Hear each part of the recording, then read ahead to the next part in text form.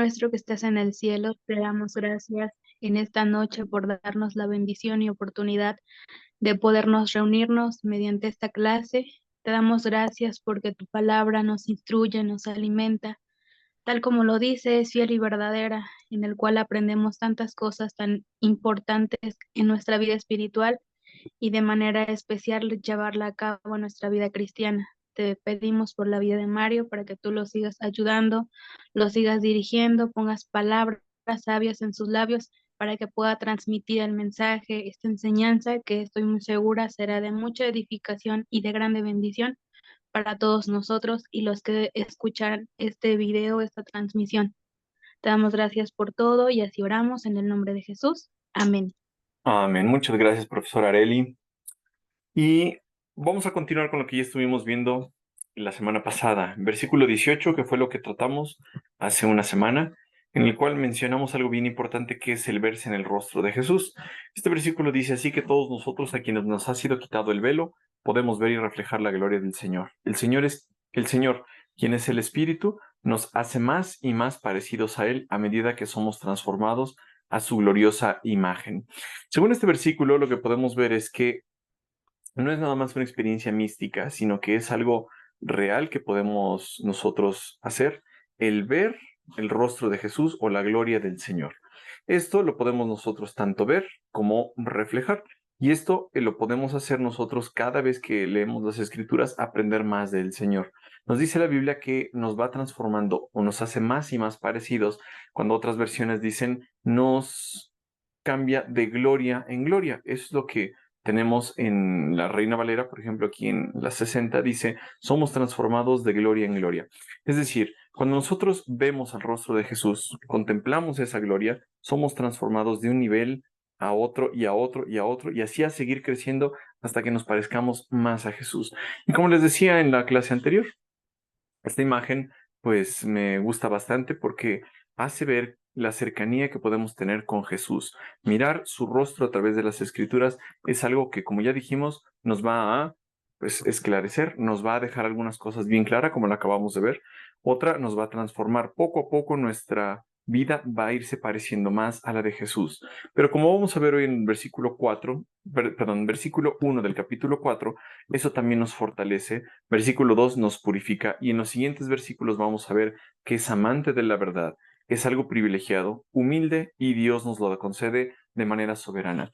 Esta idea entonces es la que vamos a ir desarrollando y seguir creciendo en ella a lo largo de los primeros 6 versículos del capítulo 4.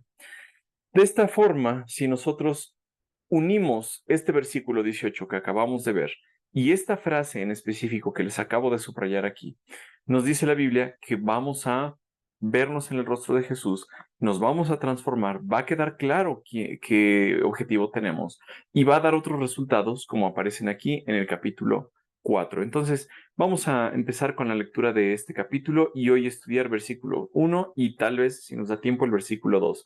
Dice así, por lo tanto, ya que Dios en su misericordia nos ha dado este nuevo camino, nunca nos damos por vencidos. Rechazamos todas las acciones vergonzosas y métodos turbios. No tratamos de engañar a nadie ni de distorsionar la palabra de Dios. Decimos la verdad delante de Dios y todos los que son sinceros lo saben bien.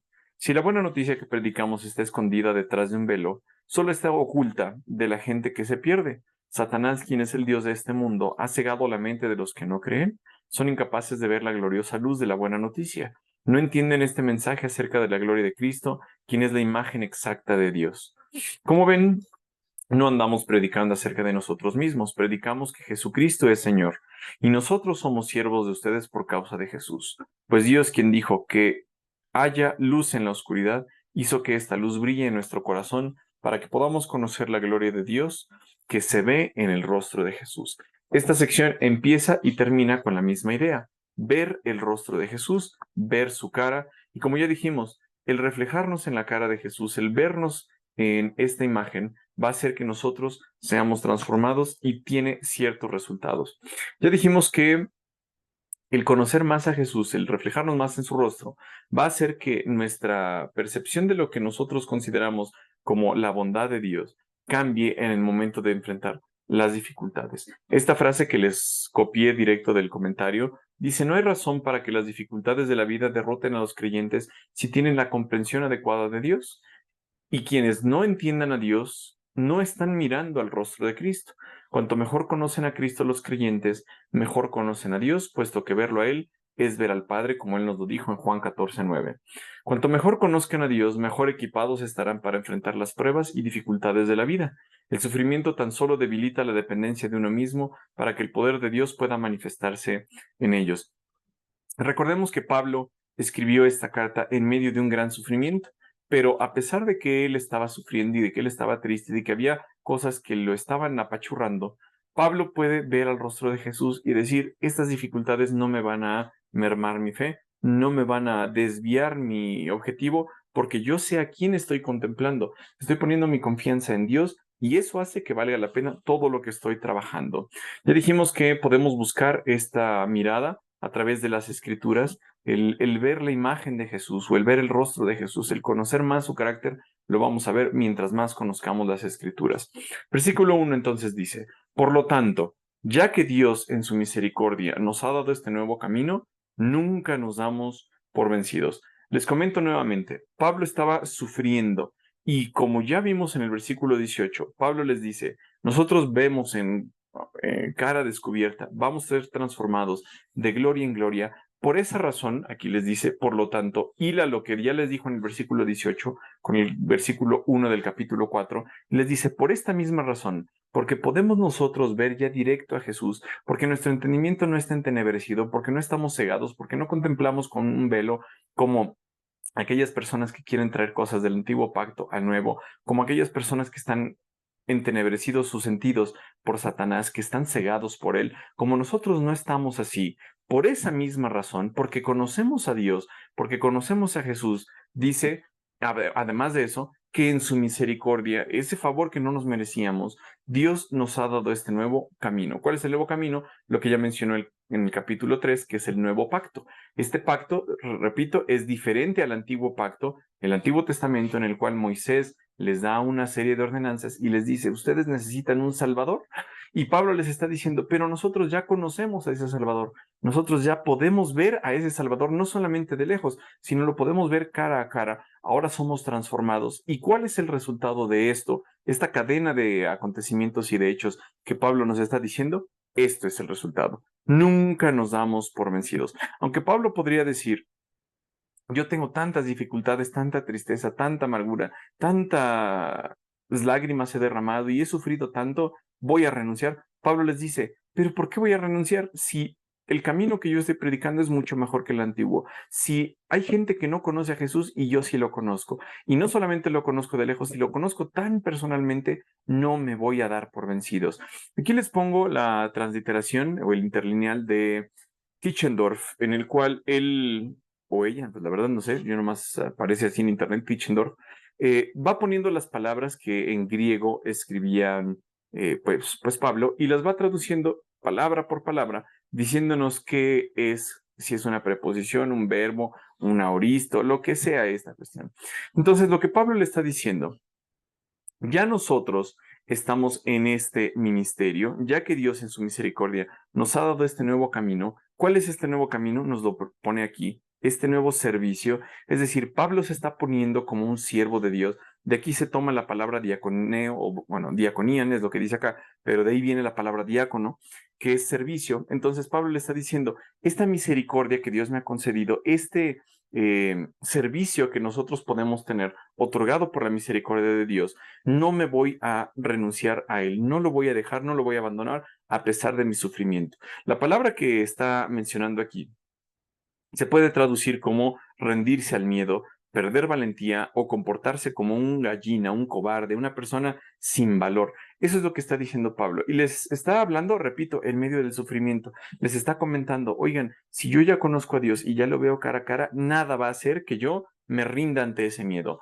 Nada va a hacer que mi valentía se pierda. Nada va a hacer que yo me comporte como un cobarde. Nada va a hacer que yo quede desalentado. Nada va a hacer que no, me dé por vencido, como mencionan todas estas ideas afines. Y Pablo les está diciendo: entonces, esta mirada al rostro de Jesús me va a dar fuerzas para seguir en este servicio, en el ministerio de Dios que me fue concedido, no como carga, sino como un regalo de Dios, como misericordia, algo que pues yo no había pensado, pero que Dios me lo encomendó a mí. Y por esa razón no voy a perder el valor. Esto obviamente crea una pregunta en nosotros.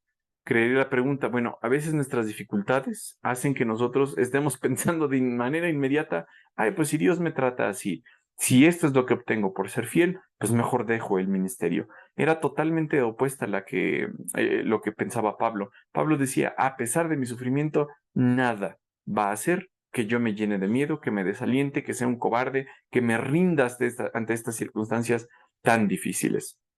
El versículo 2 continúa con esta mirada. ¿Cómo es el mirarse al rostro de Jesús? Pablo les dice en este versículo, en la parte A, la primera parte, les dice, rechazamos todas las acciones vergonzosas y los métodos turbios. ¿A quién está haciendo referencia en estas palabras? Pues obviamente a los falsos maestros. Repetimos que todo lo que Pablo ha estado escribiendo desde el capítulo 2, Pablo está refiriéndose también a los falsos maestros, esos falsos maestros que intentan seducir y que piden cartas de recomendación y que enseñan que Pablo quizá era un judaizante y que Pablo que enseñaba cosas erróneas.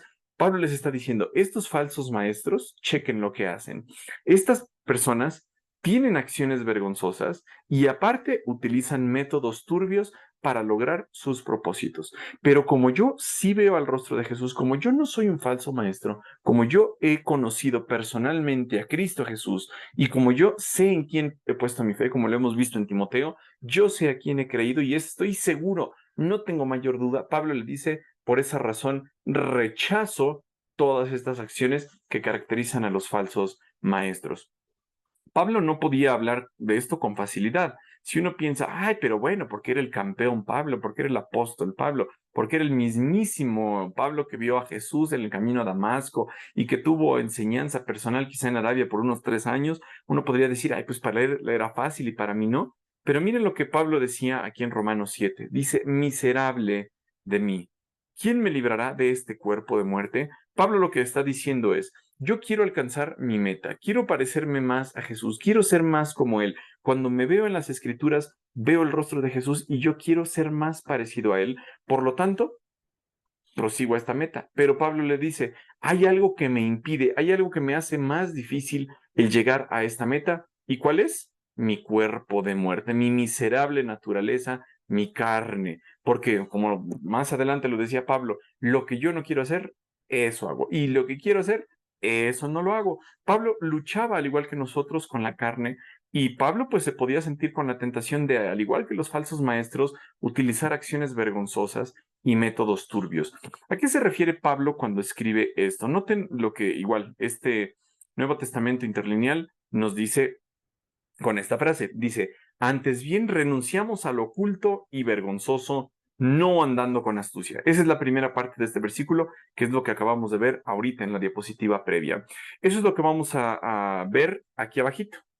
Pablo les está diciendo una palabra interesante, pero nosotros siempre lo decimos como una conjunción adversativa. Aquí, como lo menciona Tischendorf, conjunción adversativa significa algo que está opuesto a lo que Pablo está mencionando previamente.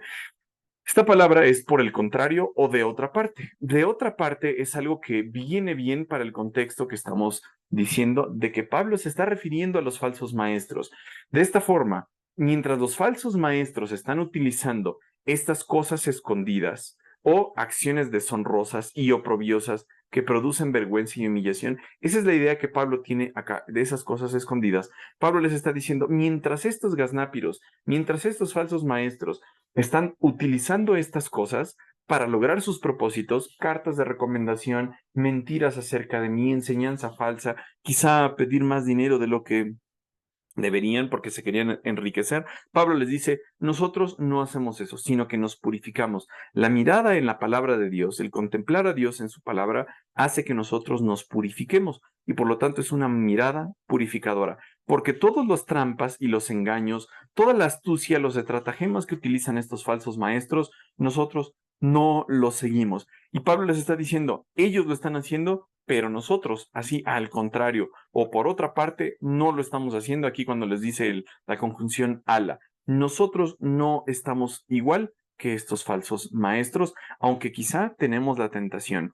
¿Quién de ustedes podría decir, ay, pues yo estoy libre de tentación? Yo jamás tengo ganas de alejarme, jamás tengo ganas de mentir, jamás tengo ganas de engañar a alguien en la iglesia, jamás tengo ganas de pues quizás si se puede sacar una ventaja de lo que yo hago, lo voy a hacer. Quizá todos nosotros sentimos tentación de diferentes maneras, pero la percibimos. Pablo les está diciendo a estos hermanos, yo la siento, pero a diferencia de ellos, yo obro de manera diferente. En 1 Corintios 2:1, Pablo les explicó y les dijo, amados hermanos, a los mismos que les escribí esta carta, la primera vez que los visité, no me valí de palabras elevadas, es decir, palabras así pumpurronescas, palabras de otro nivel, palabras superfluas, ni de una sabiduría impresionante para contarles acerca del plan secreto de Dios, sino que Pablo dice, decidí que mientras estuviera con ustedes, olvidaría todo excepto a Jesucristo. Su mensaje fue cristocéntrico. Como ya hemos visto, la predicación del nuevo pacto y de un buen ministro es que predica el mensaje que tiene por centro a Jesús, el que fue crucificado. Pablo no llegó con palabras de sabiduría como quizá estos falsos maestros. Pablo no llegó tratando de engañar o de aplaudirse, sino dijo, al único que yo voy a proclamar siempre fue a Jesucristo. Y eso habla de un buen ministro. Primero de Juan 3:3 nos dice algo que va muy similar a esto, que va de la mano. Dice, y todos los que tienen esta gran expectativa se mantendrán puros. Es decir, todos los que ven a Jesús, todos los que esperan su venida, todos los que saben que son hijos de Dios, se mantendrán puros, así como Él es puro. Por lo tanto, esta mirada es purificadora. La mirada de Pablo al rostro de Jesús, el conocer más a su Señor, hacía que Él dejara estas prácticas vergonzosas, ocultas, el uso de la astucia, así como lo hacían los falsos maestros. En la segunda parte de este versículo dice, no tratamos de engañar a nadie ni de distorsionar la palabra de Dios. Decimos la verdad delante de Dios y todos los que son sinceros lo saben bien. Tiene una idea clara aquí, Pablo. Tiene la idea de que algunas personas engañan, es decir, mienten, no aman la verdad. Estos falsos maestros engañan a la gente y pues lo hacen a través de la distorsión de la palabra de Dios. Sin embargo, la característica que tiene Pablo después de ver al rostro de Jesús es decir la verdad, tanto delante de Dios, porque ya dijimos, a Pablo no le importaba lo que pensara la iglesia, a Pablo le importaba lo que su Dios pensara de su ministerio, le está diciendo, yo delante de Dios voy a predicar esta verdad. ¿Y cómo la voy a predicar? Pues no diciendo engaños, no diciendo mentiras, no tergiversando la palabra de Dios.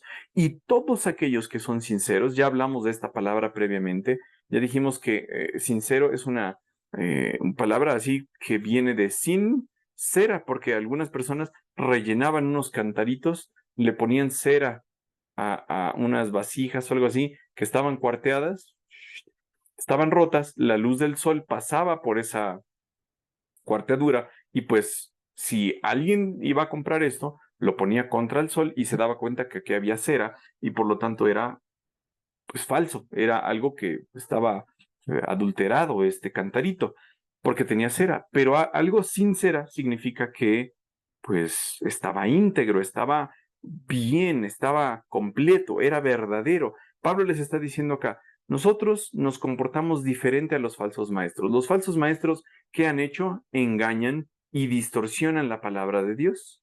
Pero nosotros no recurrimos a esto, sino que decimos la verdad. ¿Y quiénes se van a dar cuenta de que nosotros decimos la verdad? Todos aquellos que son sinceros, en quienes no hay engaño. Todos ellos se van a dar cuenta de que nuestro ministerio es verdadero. ¿Y por qué es tan importante la verdad? Porque Jesús mismo se hizo llamar la verdad. Recordemos lo que Jesús dijo en Juan 14:6, yo soy el camino y la verdad y la vida, y nadie viene al Padre si no es por mí. Segunda de Tesalonicenses nos dice algo bien interesante. Está hablando del anticristo y dice aquí, ese hombre vendrá a hacer la obra de Satanás con poder, señales y milagros falsos. Es decir, vendrá así de manera espectacular este hombre y va a hacer la obra de ¿quién? De Satanás. Este hombre se valdrá de toda clase de, ¿qué dice aquí? De mentiras. Las mentiras es lo contrario a la verdad, es el antónimo de la verdad. Se valdrá de mentiras malignas. Ahora, yo no entiendo bien por qué se menciona mentiras malignas, porque si hay mentiras malignas, pues entenderíamos que hay mentiras benignas, pero no sé por qué lo pusieron así.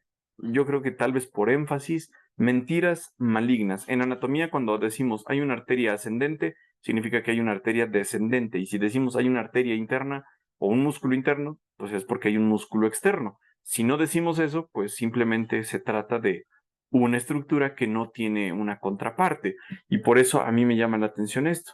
¿Por qué decir mentiras malignas? No sé, porque todas las mentiras son malas.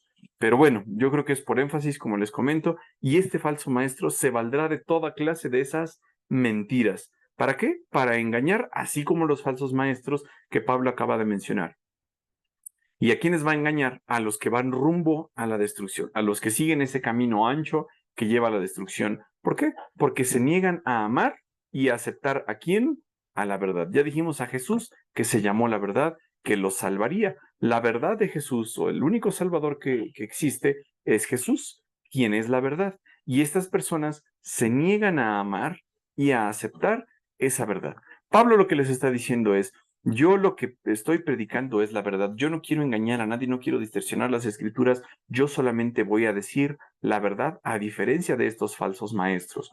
En 1 Corintios 4:3 encontramos lo siguiente. En cuanto a mí, me importa muy poco cómo me califiquen ustedes o cualquier autoridad humana. Ni siquiera confío en mi propio juicio en este sentido. Tengo la conciencia limpia, pero eso no demuestra que yo tenga razón. Es el Señor mismo quien me evaluará y tomará la decisión. Pablo sabía que él no tenía que darle cuentas de manera directa a la iglesia, sino que Pablo sabía que Dios es el que lo iba a evaluar. Y por lo tanto, Pablo lo que hacía era no tergiversar esa verdad, no engañar a la multitud, no engañar a la iglesia y les decía la verdad.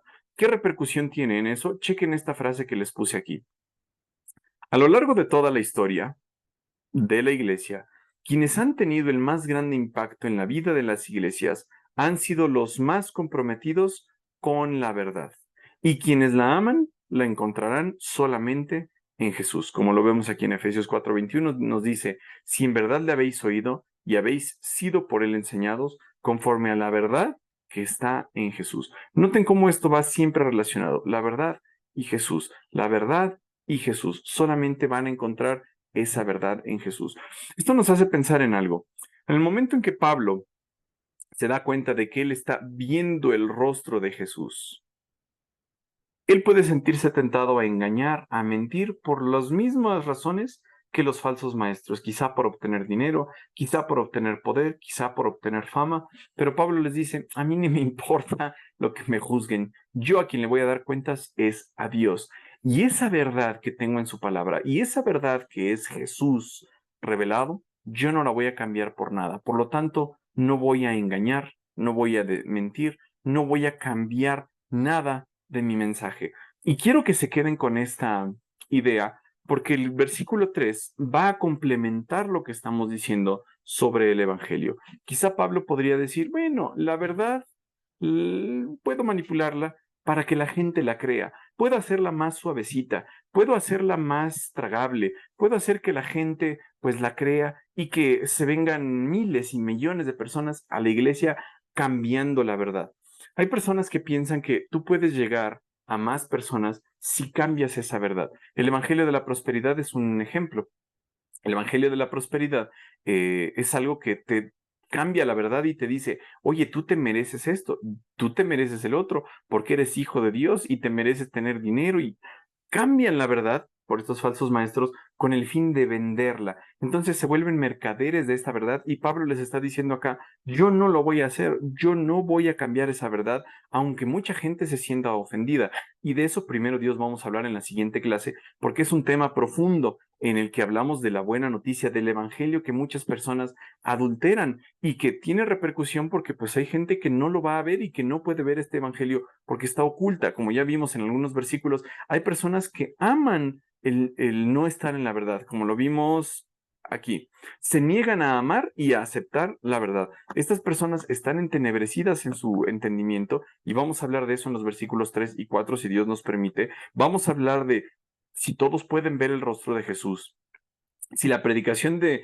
Pablo estaba distanciando a la gente y quizá Pablo podía decir, híjole, pues quizá yo le prediqué a un papá y ahora pues está separado de la mamá por esa verdad, porque él la acepta y ella no. ¿Qué tal si la hago más suavecita? ¿O qué tal si la predico para una persona para que pues pueda incluirse a la iglesia y pueda tener amigos, amigas y sea feliz esta persona, pero yo tengo que adulterar la verdad como el evangelio de la prosperidad, como el no hablar del pecado, como el no hablar del castigo del infierno, como muchas personas ahorita están adulterando las escrituras, están adulterando esa verdad. Pablo podía decir, yo me siento con ganas de hacerlo, pero no lo voy a hacer, aunque sea tropezadero el hablar de la verdad y aunque la gente pues no se venga en multitudes a la iglesia, yo me voy a mantener en la verdad, porque quizá algunos podrían decir, oye, ¿y si modificas tantito tu producto para que la gente te lo compre? Pablo podría decirles un rotundo, no, yo no voy a cambiar el mensaje de la verdad, y eso es primero Dios lo que vamos a ver en los versículos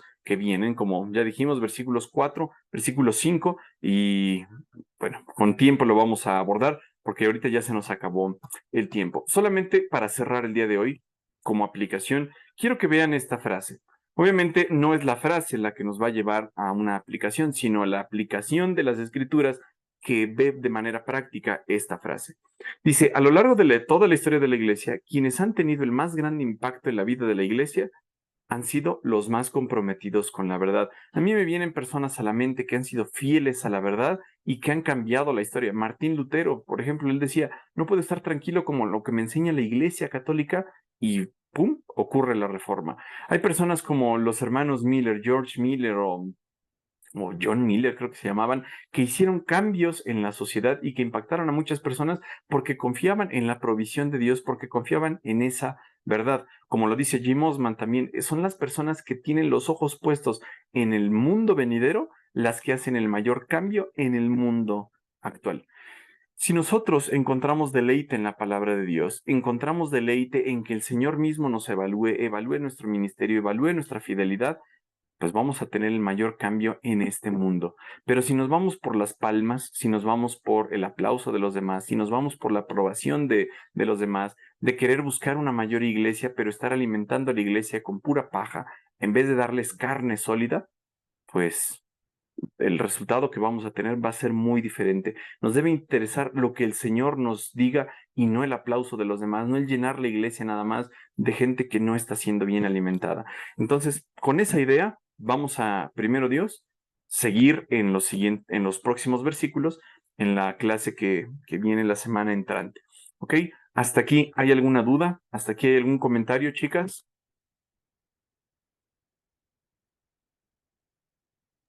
No, creo que no. Muy bien. Pues la maestra llena de santidad, Vico, ¿nos puede despedir en oración, por favor? Sí, vamos a orar. Padre Celestial, te damos muchas gracias en esta noche, gracias por tu palabra. Te pedimos que tú nos ayudes a guardarla, Señor, y a ponerla en práctica. Gracias por la vida de estos jóvenes, Señor. Te pido por los hermanos, quienes lo vayan a escuchar, que les sea de bendición, Señor. Gracias te damos, nos encomendamos en tus manos en esta noche, en el nombre de Jesús. Amén. Amén.